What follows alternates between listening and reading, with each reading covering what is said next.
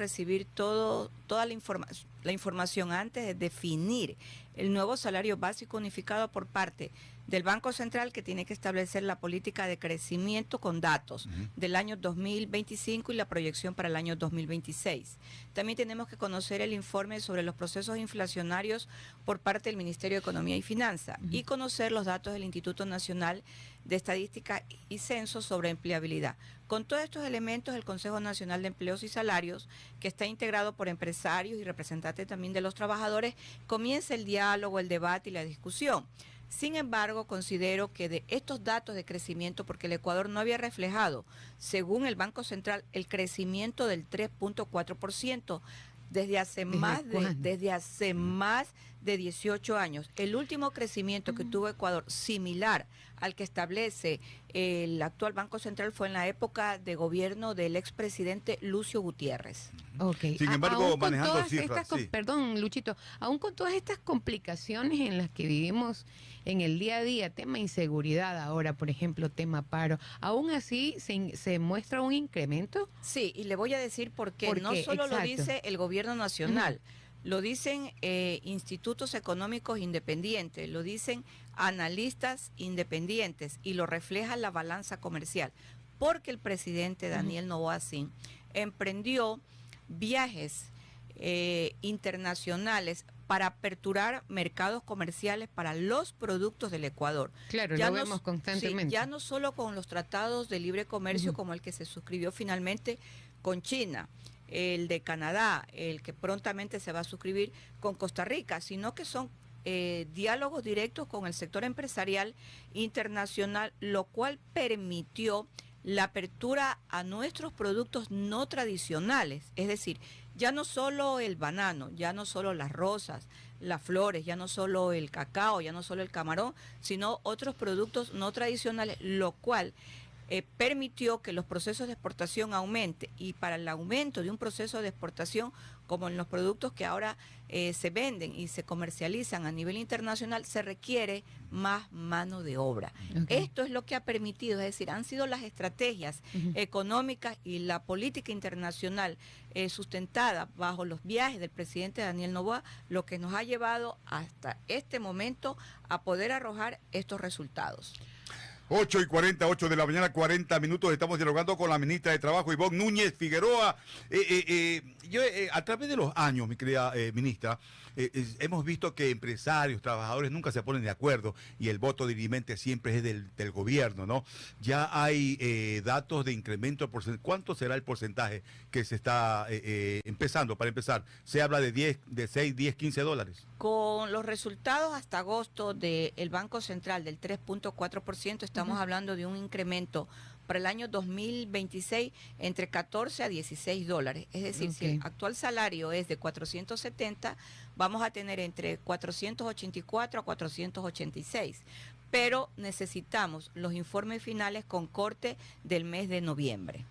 Okay, pero eso sería un aproximado, ¿no? Sí, pero... ¿Y en referencia al año pasado cuánto fue el incremento, ministra? El incremento ministra? fue de 10 dólares porque teníamos un proceso inflacionario alto y el crecimiento económico no llegaba al 1.5%. Entonces siempre cuando uno tiene ese tipo de resultados, tiene que ver el resultado más favorable para que el incremento sea superior. Si yo me voy por el resultado menos desfavorable, el incremento es muy bajo. Y esta forma de calcular no es una forma de calcular de invento, es una forma de cálculo que está en el Código del Trabajo y también la establece la Organización Internacional del Trabajo.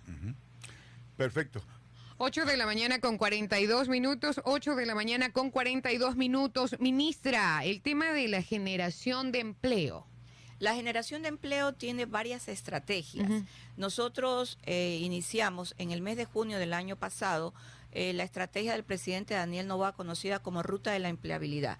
Esto es la cercanía permanente con el sector empresarial a fin de que nos aperturen nuevas fuentes de empleo. Y ha funcionado. Hemos visitado hasta este momento en 10 provincias del país, hemos ya convenido con 52 empresas. Solo en Ruta de Empleabilidad se reflejan 18.092 contratos de trabajo nuevos. para jóvenes y para personas mayores de 30 años de edad. Para tener claro, ministra, para nuestros oyentes, ¿qué es la ruta de la empleabilidad? El primero se llega a la suscripción con la empresa y la empresa tiene un tiempo de 90 días para generar nuevos puestos de trabajo dentro de este convenio. 30 días más y así nosotros vamos revisando. Mire usted, el primer proyecto piloto se lo hizo con la transnacional Arca. Y el proyecto fue que en 6 meses debían generarnos 900 puestos de trabajo.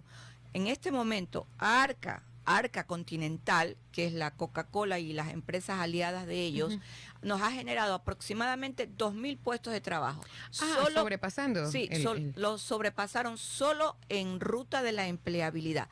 Toda la información sobre ruta de la empleabilidad es información pública. Todo el comportamiento después de la suscripción y cómo se van generando los nuevos puestos de trabajo están en la página ministerial. Pero le quiero comentar a la ciudadanía lo siguiente. Pueden hurgar, por favor. Les pido que lo hagan. En el link del Ministerio del Trabajo, el link que se denomina Encuentra Empleo. Existen 2.300 puestos de trabajo en este momento a nivel nacional en el link Encuentra Empleo. Hay 2.300 vacantes. Vacantes a nivel nacional. Lo que hacen las empresas, además, es que nos entregan los puestos de trabajo para poderlos subir a la página del Ministerio del Trabajo. Hay una cadena de ropa nacional que a fines de mes va a inaugurar nuevas tiendas en Santo Domingo. Y todos los que han sido contratados en estas nuevas tiendas fueron contratados con la página Encuentra Empleo. Ay, qué bueno, ministra. Qué bueno. Y dentro de esta ruta de la empleabilidad, ¿cuál es el porcentaje o cómo están vistas las personas que tienen algún tipo de capacidad especial? También ingresan ellos.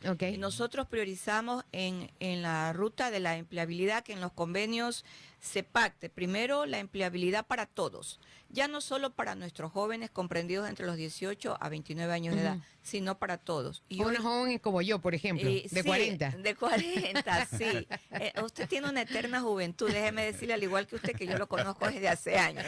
Entonces, se pacta esto y tienen que cumplir con el porcentaje de personas con discapacidad. Le voy a comentar un hecho anecdótico.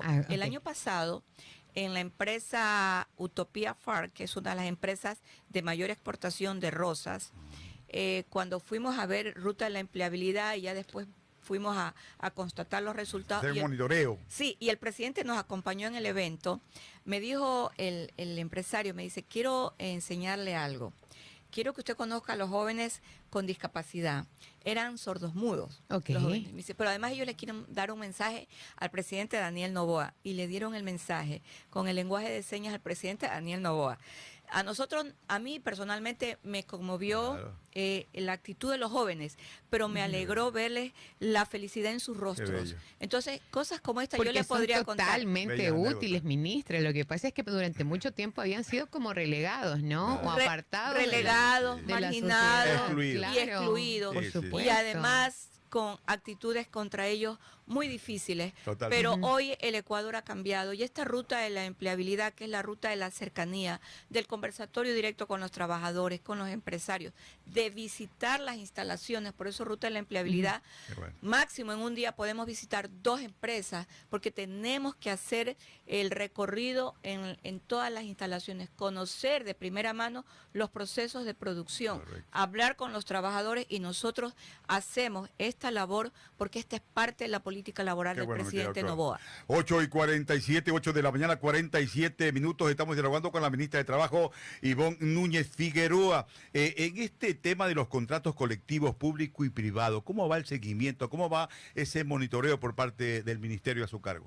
A nivel del sector público, desde diciembre del 2023, cuando inició el presidente Daniel Noboa su primer periodo presidencial, este periodo que fue muy corto, nosotros hasta la presente fecha hemos suscrito solo en el sector público 80 nuevos contratos colectivos de trabajo. Tengo pendiente aquí en la ciudad de Guayaquil la suscripción del nuevo contrato colectivo en la Universidad de Guayaquil. Hemos suscrito entre sector público y sector privado 134 nuevos contratos colectivos de trabajo.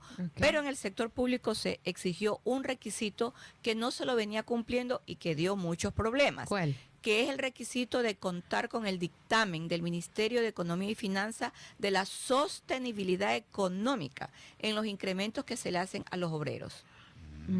Esto qué antes no interesante. existía y se lo Ajá. obtenía a través del Ministerio mismo del Trabajo con el Tribunal de Conciliación y Arbitraje, hasta que la Corte Constitucional dijo que eso no podía seguirse dando y dejó sin efecto un contrato colectivo que se había suscrito en el Consejo Provincial de El Oro y tuvieron que nuevamente sentarse a negociar y cumplir con el dictamen.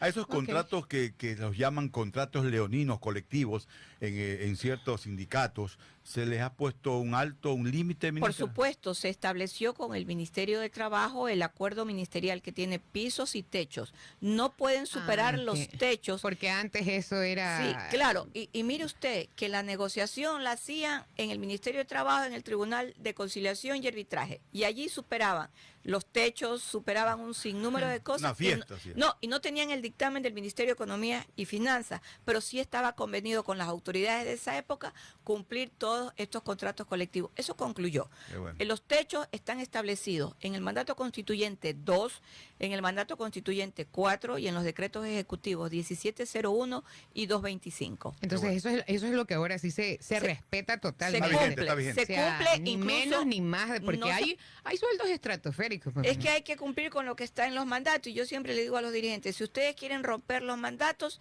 entonces pidan a la Corte Constitucional que declare inconstitucional el mandato constituyente. Correcto, ministra. Bueno, y como la Corte también a veces nos presta mucha atención.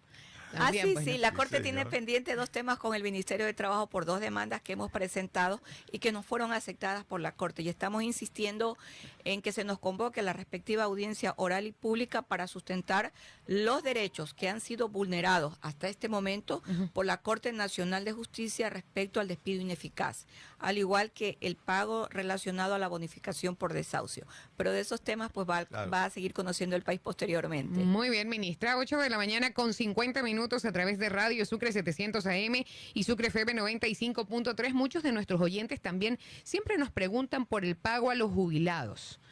En el pago de los jubilados, el presidente Daniel Noboa cumplió el año pasado pagando 224 millones de dólares Ok. y ha cumplido hasta este momento pagando 137 millones de dólares y 6 millones de dólares se les ha pagado a 134 derechohabientes de las personas que fallecieron en el proceso de Ok. obtener la bonificación por desahucio. Esta deuda social, el presidente Daniel Noboa la considera parte de la política laboral denominada justicia social.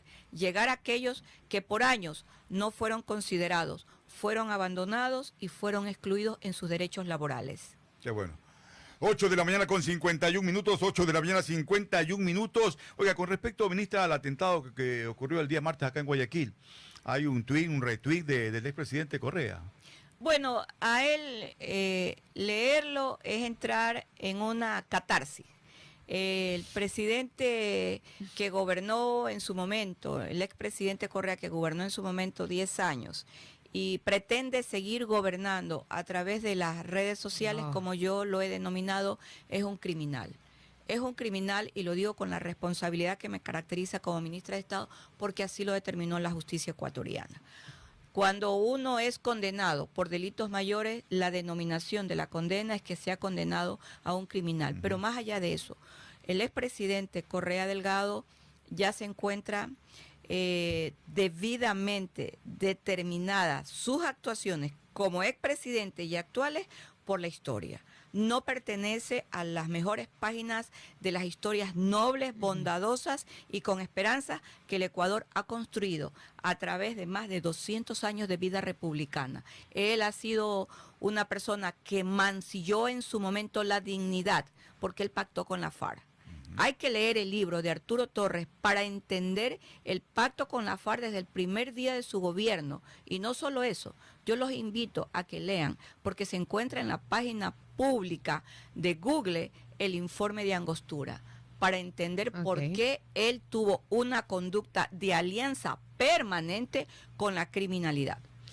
Ministra, este comentario en base a un tuit que emitió el expresidente Rafael Correa, ¿verdad? Claro, porque él también hace proyección, que en psicología se conoce la proyección como el endoso que se le da a otra persona de lo que uno verdaderamente es. Ah, pero es que en eso muchos, no solamente él, son bastante eficientes a esa hora. Claro, porque uno le endosa a otro lo Ajá. que uno es, pero le endosa también a otro la responsabilidad que debió haber asumido y que debió haber construido Claro. en el momento de su gobierno. Ministra, en el tema del paro y de las manifestaciones que ya el día de hoy van para los 26 días en Ibarra, en el plano laboral, ¿cuáles han sido las afectaciones? Me gusta su pregunta y le voy a decir qué hizo el Ministerio de Trabajo y qué se hizo con los diálogos que se han mantenido y se siguen manteniendo con el sector empresarial.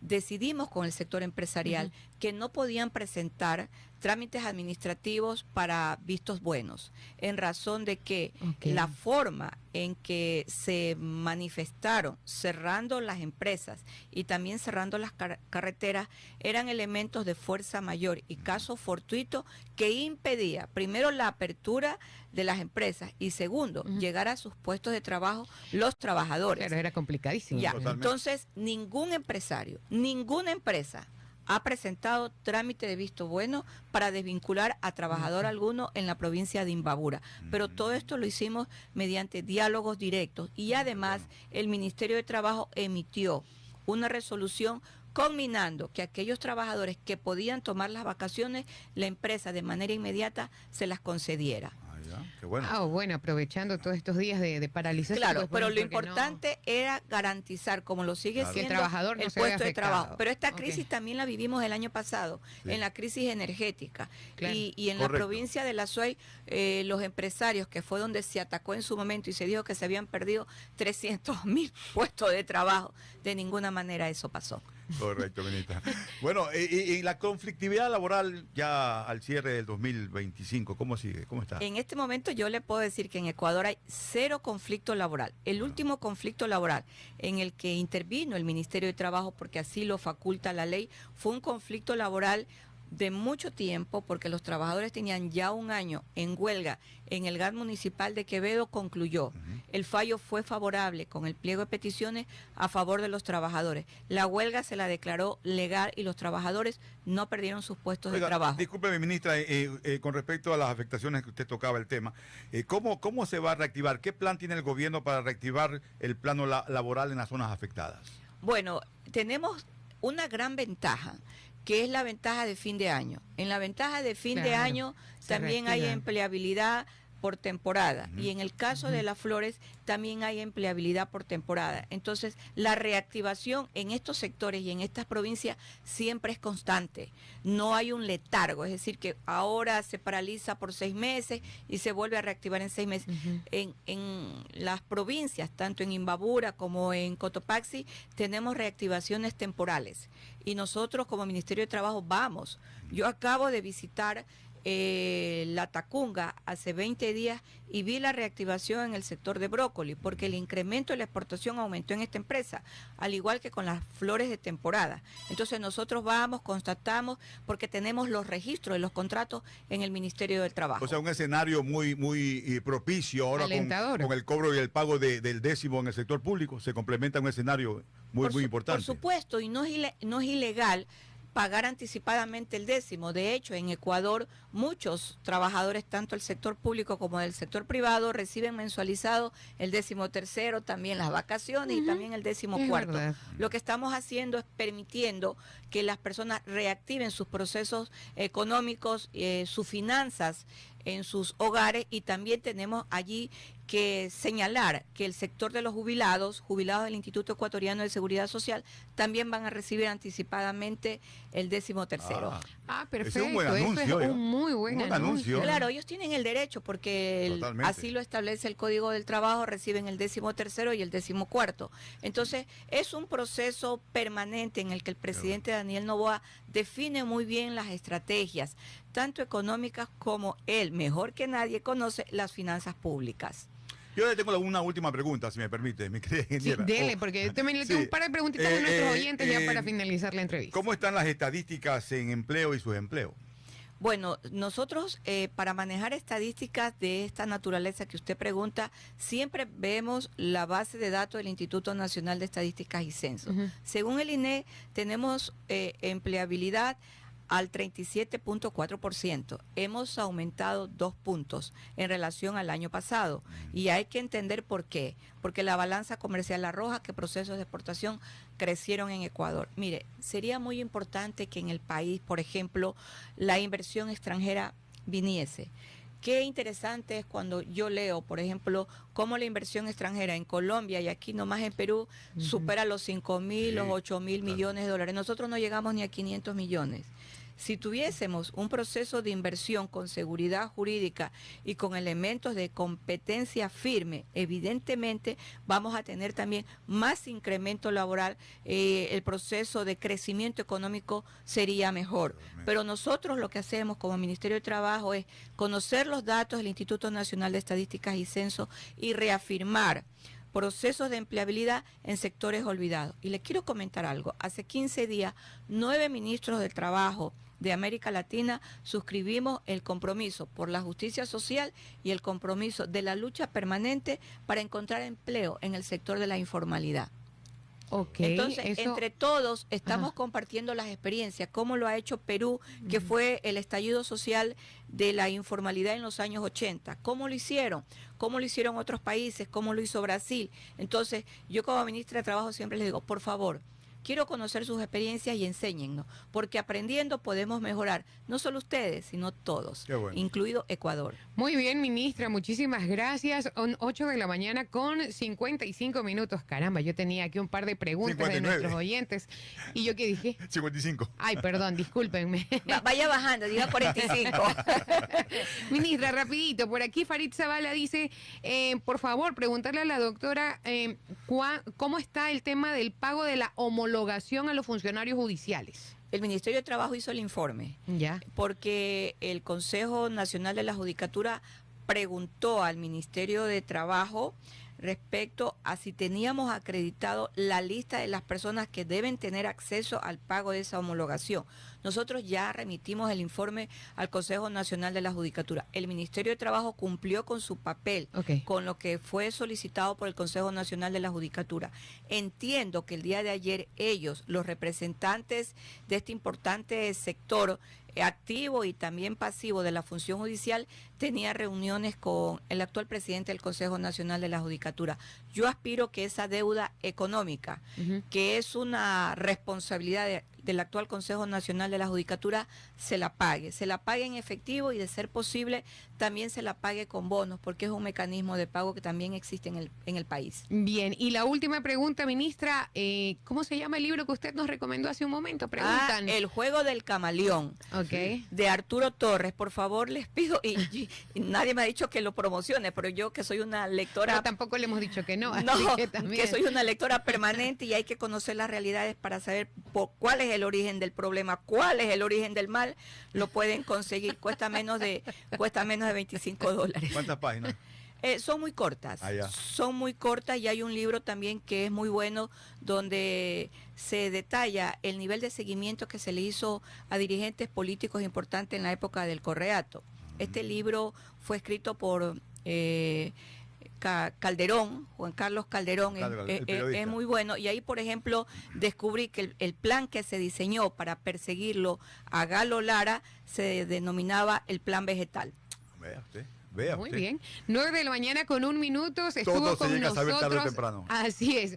Entre el cielo y la tierra nada está oculto. Sí, señor. 9 de la mañana con 1 minuto. Estuvo con nosotros la ministra de Trabajo, la abogada Ivonne Núñez Figueroa. Ministra, su mensaje final para nuestros oyentes. Mi mensaje siempre es el mensaje esperanzador, de optimismo y de confianza al presidente Daniel Noboa Sin, y de confianza al pueblo ecuatoriano, porque él lo representa, interpreta sus necesidades, interpreta sus angustias, y a todos les quiero comentar que este proceso electoral que se avecina no es una oportunidad más. Es la oportunidad. El pueblo saldrá victorioso y podremos seguir reconstruyendo un Estado, un país que nos permita tener paz, seguridad y dignidad. Empleo, crecimiento, Todo. Proyección, que Todo. nuestro país crezca. Y también de alegría verdad, y ¿no? felicidad, porque la felicidad debe ser parte también del desarrollo de una sociedad. Hay Claro. países que le hacen la medición a la felicidad. Los países europeos, Finlandia, ocupa el primer lugar. ¿Por qué? Porque tiene resuelto. ¿Por qué? Porque tiene resuelto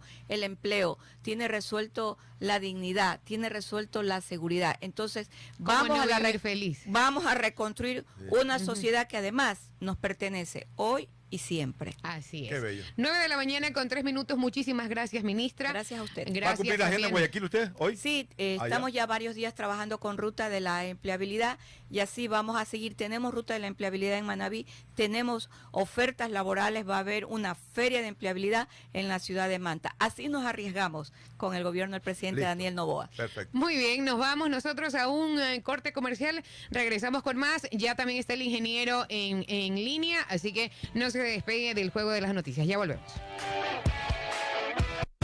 Escuche el reprise del Juego de las Noticias de lunes a viernes a las 18:30 por Sucre FM 95.3.